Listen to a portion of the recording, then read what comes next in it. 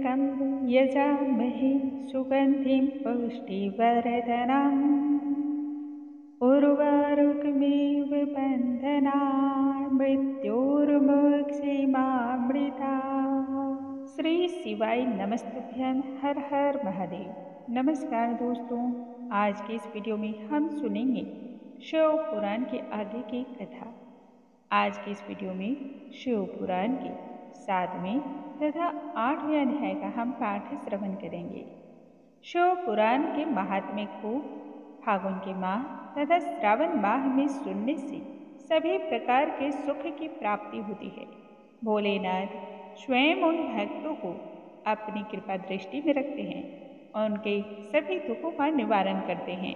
मनुष्यों को चारों पुरुषार्थ देने वाला यह पुराण वेद वेताओं का सार तत्व तथा समस्त पाप राशियों से उद्धार करने वाला है। आइए भगवान भोलेनाथ का ध्यान करते हुए आज की कथा को हम आरंभ करते हैं। बोलो जय शिव शंभू, हर हर महादेव। मुनियों ने तथा साधु संतों ने सूत महाराज जी से कहा कि हे सूत जी, आप तो सर्वज्ञानी हैं। मनुष्य इस घोर कलयुग में सिर्फ पाप जैसे कार्यों में ही रत रहते हैं। दुष्ट उनकी प्रकृति हो गई है, तब वह कौन सा सरल उपाय करे जिससे उनका उद्धार हो जाए। सूत जी फिर आगे ऋषि मुनियों के प्रश्न पर उत्तर देते हुए बतलाते हैं कि हे संत महात्माओं, हे मुनियों, लोक कल्याणार्थ आपने बड़ी ही उत्तम बात पूछी है। इस प्रश्न से संपूर्ण लोगों का हित होता है। आपके प्रेम की वशीभूत होकर के मैं उत्तम विषय का वर्णन कर रहा हूँ, उसका श्रवण करें। इस घोर कलयुग में समस्त पापियों से उद्धार करने वाला शिव पुराण एकमात्र वेद वेताओं का सार तत्व है। इसके श्रवण मात्र से ही लोक परलोक में सुख की प्राप्ति होती है। इस पुराण में भगवान शिव के विषय में यश का गान किया हुआ है। हे ब्राह्मणों, अर्थ, धर्म, काम और मोक्ष ये चारों पुरुषार्थों को प्रदान करने वाला है। यह पुराण सदा ही अपने प्रभाव से वृद्धि को प्राप्त हो रहा है। हे ब्राह्मणों, शिव पुराण के अध्ययन मात्र से ही कलयुग के पाप शक्त जीव श्रेष्ठ गति को प्राप्त होते हैं। इसे वेद के समतुल्य माना गया है। इस वेद कल्प पुराण का पूर्व समय में भगवान शिव ने ही प्रणयन किया था। विद्वेष संहिता, रुद्र संहिता, विनायक संहिता, उमा संहिता, मातृ संहिता, एकादश रुद्र संहिता, कैलाश संहिता, सतरुद्र संहिता, कोटि रुद्र संहिता, सहस्त्र कोटि रुद्र संहिता, वायवीय संहिता तथा धर्म संहिता, इस प्रकार से इस पुराण के 12 खंड हैं। ये 12 ही खंड अत्यंत ही पुण्य फलों को देने वाले होते हैं तथा मंगल कारक होते हैं। हे ब्राह्मणों, मैं उन सभी श्लोकों की संख्या के विषय में बतला रहा हूँ। विद्वेश्वर संहिता में 10,000 श्लोक, रुद्र संहिता, विनायक संहिता, उमा संहिता और मातृ संहिता में 8,000 श्लोक हैं। हे ब्राह्मणों, एकादश रुद्र संहिता में 13,000 श्लोक, कैलाश संहिता में 6,000 श्लोक, सतरुद्र संहिता में 3,000 श्लोक, कोटि रुद्र संहिता में 9,000 श्लोक, सहस्त्र कोटि रुद्र संहिता में 11,000 श्लोक, वायवीय संहिता में 4,000 श्लोक तथा धर्म संहिता में 12,000 श्लोक निहित हैं। इस प्रकार से शिव पुराण के श्लोक की संख्या कुल मिलाकर 1,00,000 है। परंतु व्यास जी ने इसे और भी ज्यादा सरल कर दिया है। 24,000 श्लोकों में ही इसे संक्षिप्त कर दिया है, जिसमें यह 7 संहिताएं हैं। शिव पुराण का स्थान चौथा स्थान है। पूर्व काल में भगवान शिव ने श्लोक संख्या की दृष्टि से 100 करोड़ श्लोकों का एक ही पुराण ग्रंथ में मंथन किया है। सृष्टि आदि के निर्मित हुआ वह पुराण साहित्य अत्यंत ही विस्तृत था। फिर द्वापर आदि युगों में व्यास महर्षियों ने इस पुराण का 18 भागों में विभाजन किया। उस समय संपूर्ण पुराणों को संक्षिप्त स्वरूप केवल 4 लाख श्लोकों का ही कर दिया, जिससे जन कल्याण को इसे समझने, पढ़ने, इसको श्रवण करने में आसानी उपलब्ध हो।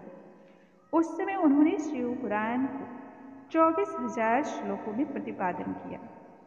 यह वेद तुल्य पुराण 7 संहिताओं में ही बटा हुआ है। शिव पुराण के पहले खंड का नाम विद्वेश्वर संहिता है, दूसरे खंड का नाम रुद्र संहिता, तीसरे खंड का नाम सत्य रुद्र संहिता, चौथे खंड का नाम कोटि रुद्र संहिता, पांचवीं खंड का नाम उमा संहिता, छठे खंड का नाम कैलाश संहिता और सबसे अंतिम 7वां खंड जो कि वायवीय संहिता के नाम से इसमें वर्णित किया गया है।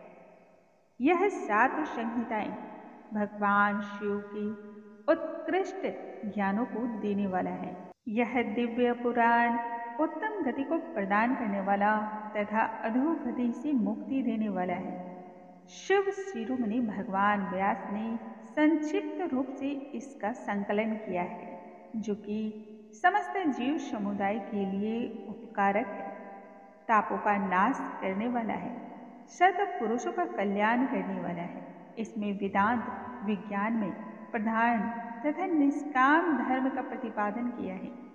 यह पुराण यदि विद्वान पुरुष ईर्ष्या रहित होकर के अंतःकरण से इसे श्रवण कर लेते हैं, तब सभी प्रकार की सुख की प्राप्ति होती है। वेद वेदांत में वेद रूप से विलसित परम वस्तु भगवान का, परमात्मा का इसमें गुणगान किया गया है।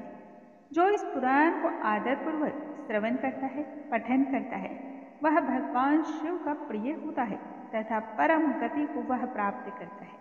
सूत जी के मुख से शिव पुराण के विषय में सुन करके तब सभी महर्षिगण कहने लगे, हे महाज्ञानी, हे सूत महाराज जी, कृपया कर आप हमें वेदांत सार सर्वस्वरूप इस अद्भुत शिव पुराण की कथाओं को सुनाएं। तब सूत जी ने कहा, आप सभी महर्षिगण, साधु संतगण रोग एवं शोक से रहित होकर के कल्याण प्रदान करने वाले भगवान शिव का स्मरण करके शिव पुराण की कथाओं का श्रवण कीजिए। शिव पुराण के श्रवण से भक्ति, ज्ञान और वैराग्य की वृद्धि होती है, क्योंकि इसमें परमात्मा के इसी स्वरूप का गुणगान किया गया है। वर्तमान कल्प में जब सृष्टि कर्म आरंभ हुआ था, उन दिनों 6 कुलों के महर्षि परस्पर वाद विवाद करने लगे। अमुक वस्तु सबसे उत्कृष्ट है और अमुक नहीं। इस प्रकार के वाद विवाद को करते करते यह महान रौद्र रूप धारण कर लेते हैं। तब वे सभी अपनी शंका के समाधान के लिए अविनाशी ब्रह्मा जी के पास गए, हाथ जोड़ करके उनकी स्तुति करने लगे। फिर प्रेम भरी वाणी में कहने लगे कि हे प्रभु, आप संपूर्ण जगत को धारण और पोषण करने वाले हैं तथा समस्त कारणों के भी आप कारण हैं। आपके मुख से जानना चाहते हैं कि संपूर्ण तत्वों से परे परात्पर पुराण पुरुष कौन है। तब ब्रह्मा जी ने सभी का उत्तर देते हुए कहा, जहाँ से मन सहित वाणी उन्हें न पाकर लौट आती है तथा जिनसे ब्रह्मा, विष्णु, रुद्र और इंद्र आदि से युक्त यह संपूर्ण जगत समस्त भूतों एवं इंद्रियों के साथ पहले प्रकट हुआ है, वे ही ये देव, महादेव, सर्वज्ञ एवं संपूर्ण जगत के स्वामी हैं। ये ही सबसे उत्कृष्ट हैं। भक्ति भाव से ही इनका साक्षात्कार होता है।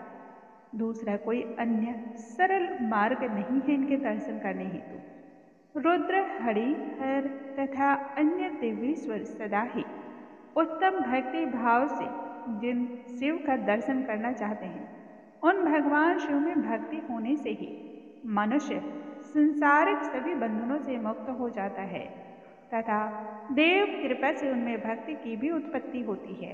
ठीक उसी प्रकार से जैसे कि यह अंकुर से बीज और बीज से अंकुर का जन्म होता है, इसलिए तुम सभी ब्रह्मर्षि भगवान शंकर की कृपा प्रसाद प्राप्त करने हेतु भूतल पर जाकर के सहस्त्रों वर्षों तक चालू रहने वाले एक विशाल यज्ञ का आयोजन करो। यज्ञपति भगवान शिव की कृपा से वेदोक्त विद्या के सारभूत साध्य साधन का ज्ञान प्राप्त होता है, शिव पद की प्राप्ति होती है। उनकी सेवा ही साधन है तथा उनके प्रसाद से जो प्राप्त होता है वह नित्य नैमित्तिक आदि फलों की ओर से निष्प्रिय होता है, वही साधक होता है। इस प्रकार से महान फल को भगवान शिव के चरणों में समर्पित कर देने से ही परमेश्वर पद की प्राप्ति होती है, वही सालोक्य आदि के क्रम से प्राप्त होने वाली मुक्ति भी है। उन पुरुषों की भक्ति के अनुसार उन सबको उत्कृष्ट फल प्राप्त होते हैं। भक्ति के साधन तो अनेक प्रकार के हैं, स्वयं महादेव ने ही इनका प्रतिपादन किया है। उनमें से सारभूत साधन को मैं संक्षिप्त रूप से बतला रहा हूँ। कानों से भगवान के नाम एवं गुण लीलाओं का श्रवण करना, वाणी के द्वारा कीर्तन भजन करना, मन के द्वारा उनका मनन करना, इन तीनों को महान साधन कहा गया है। इसका तात्पर्य तो यही है कि महेश्वर के श्रवण कीर्तन और मनन करने से ही हमें सभी मनोरथ पूर्ण होते हैं। आप लोग परम साध्य को प्राप्त हो, इसलिए आप सभी को भगवान की स्तुति, परमात्मा की स्तुति करनी चाहिए। जो लोग प्रत्यक्ष वस्तु को आंख से देखकर उसमें प्रवृत्त होते हैं, परंतु जिस वस्तु का कहीं भी प्रत्यक्ष दर्शन नहीं होता है, सिर्फ श्रवेंद्रिय द्वारा उसे जान सुनकर ही उसकी प्राप्ति के लिए मनुष्य चेष्टा करता हो, उन्हें गुरु के मुख से तत्व को सुनकर के ही साधन कीर्तन एवं मनन की सिद्धि करनी चाहिए। क्रमशः मनन पर्यंत ही इस साधन की अच्छी प्रकार से साधना कर लेने पर उसके द्वारा सालोक्य आदि के क्रम से पुनः पुनः धीरे धीरे भगवान शिव का संयोग प्राप्त हो जाता है। पहले सारे अंगों के तो रोग ही नष्ट हो जाते हैं, फिर लौकिक आनंद भी विलीन हो जाता है।